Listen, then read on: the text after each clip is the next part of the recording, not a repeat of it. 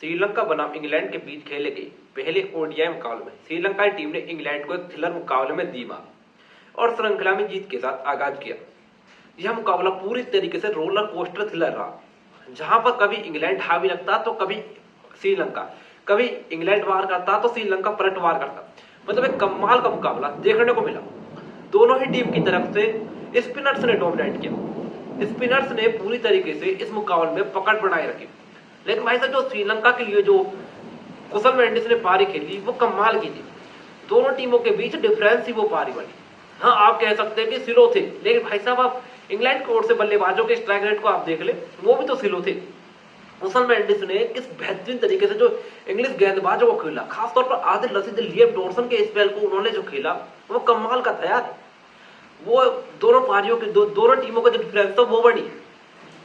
श्रीलंका भाई एक underrated team है, लेकिन भाई साहब जब से सनत जयसूर्या श्रीलंका टीम के कोच बने हैं वो घातक टीम हो चुकी है भाई।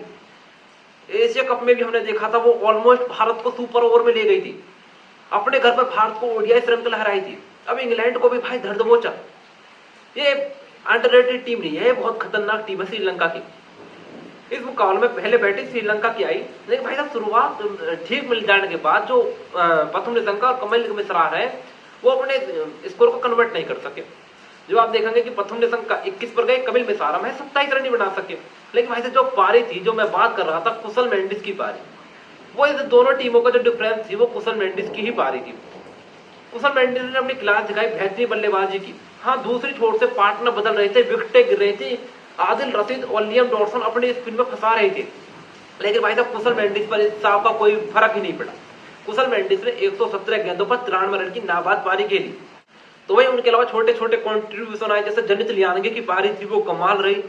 जनित लियानगे और कुशल मेंडिस के बीच जो ये पार्टनरशिप रही थी वो कमाल थी, क्योंकि एक वक्त जनित लियानगे 31 गेंदों पर महज 13 रन पर थे, लेकिन जब उन्होंने पारी समाप्त की वो कमाल के स्ट्राइक रेट के साथ समाप्त की।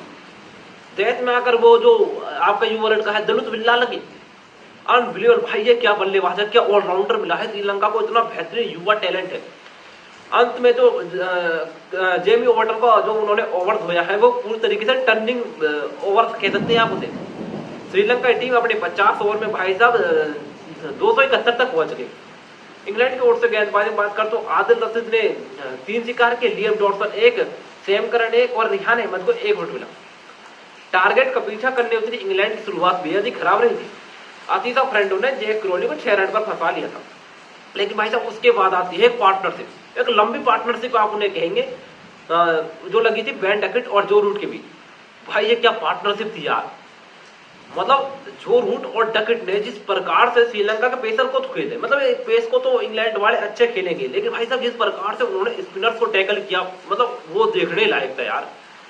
मतलब हाँ, ये हो सकता है कि श्रीलंका स्पिनर ने खुलकर रन नहीं दिए, उन्हें खुलकर रन नहीं दिए, इसलिए श्रीलंका इस मुकाबले में बनी रही, क्योंकि इतनी लंबी साझेदारी के बाद कमबैक करना शायद श्रीलंका ही कर सकती है, उनके स्पिनर्स ही करा सकते हैं। भाई डकेट और रूट दोनों अड़सठ लगा चुके थे जब पार्टनरशिप टूटती है, जब जेफरी वेंडर से बेन डकेट को 62 रन पर आउट करते हैं, वहीं से मैच बदल गया। फिर उसके बाद धनंजय डी सिल्वा रूट को 61 रन पर फंसा लेते हैं। 2 सेट बल्लेबाज जो इस मुकाबले को आगे बढ़ा रहे थे, अब फंस चुका था भाई मुकाबला, दोनों आउट हो चुके थे। हैरी ब्रूक को भैया कप्तान चढ़ता श्रीलंका ने फंसा लिया, स्टंप आउट। बेथल भी स्टंप आउट हो गए, इकला जोस बटलर खड़ा रह गया। सैम करन भाई साहब एक और फेल लिया।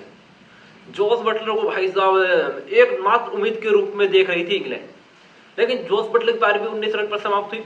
रिहान अहमद ने कैमियो खेला। हाँ, ये कमाल की बात थी भाई, रिहान अहमद ने जो कैमियो खेला वो इस मुकाबले में इंग्लैंड को बखूबी बनाई हुई थी। लेकिन भाई जेफरी वेंडर से की गेंद और विल्ला लगी का एक अद्भुत गेंद, दोनों के कॉम्बिनेशन ने रिहान अहमद को फंसा लिया, 27 पर आउट हुए।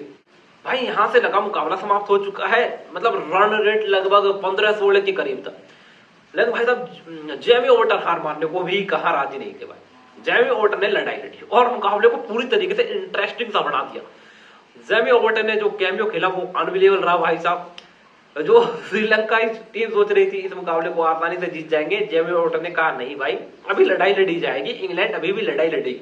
वो जेमी ओवर्टन एक्लोन वोरे की तरह फिर लड़ गई भाई, भिड़ गए श्रीलंका के गेंदबाजों के बाद। हाँ, श्रीलंका की जो कमी मुझे नजर आई वो थी उनकी पेस बॉलिंग।